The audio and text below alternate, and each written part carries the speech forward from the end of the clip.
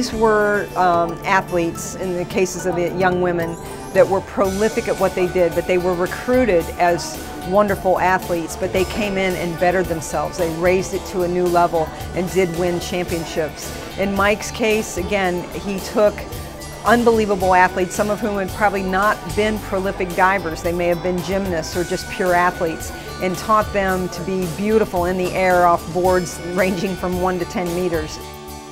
I was completely shocked, actually. I was actually on vacation with my aunt and uncle.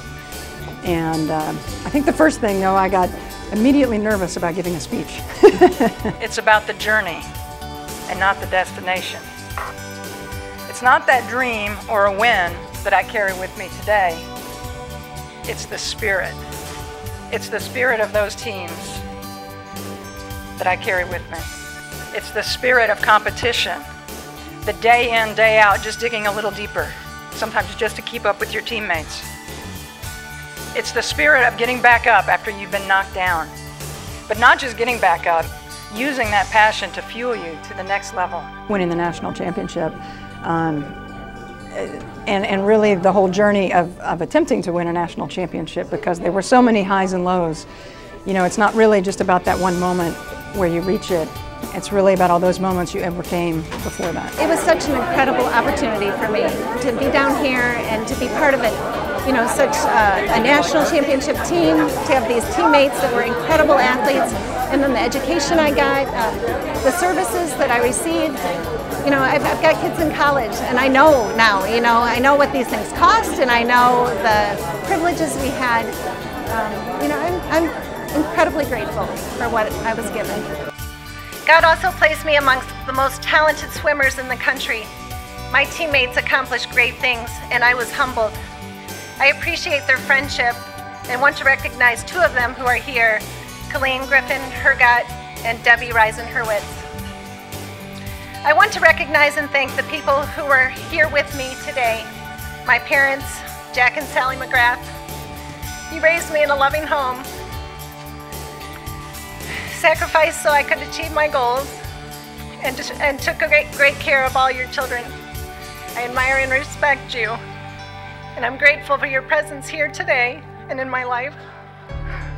There were a lot of national championships, and a lot of them happened in a row and whatever, but each one was separate, and each one was unique, and each one was not made by the one that happened before. So it was a creative effort, and the athletes understood that, and they took care of what they needed to do, and it's real special. And just as special were the years when we got second or third, and you know, we had great teams for 15 years, and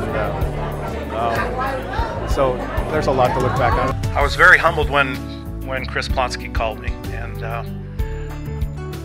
started making me think about all the 18 years that I spent here in Austin. Been away from 18 years now, and it's nice to have a little perspective. I was a different person then. I was young, energetic, enthusiastic. It was an interesting process. The University of Texas was my first job, coaching diving. And I want to thank Pat Patterson for hiring me to come to the University of Texas. No, Gregory's just a great facility to play in. Our crowd started small and then grew, you know, as we got better, especially with our recruiting class. So great memories of coaches and teams and friends who are still now friends 25 years later that I played with. Just a credible experience. I want to thank the University of Texas for a top-notch education. It really has prepared me for many different chapters in my life. I feel so much pride being from the University of Texas and telling people that I went to school here. I learned my discipline, all my skills in discipline here at Texas. I came from Jamaica at 16. I didn't have all that discipline. I know about hard work ethics, but you know, to go to school and study and make sure you have to make that grade point average.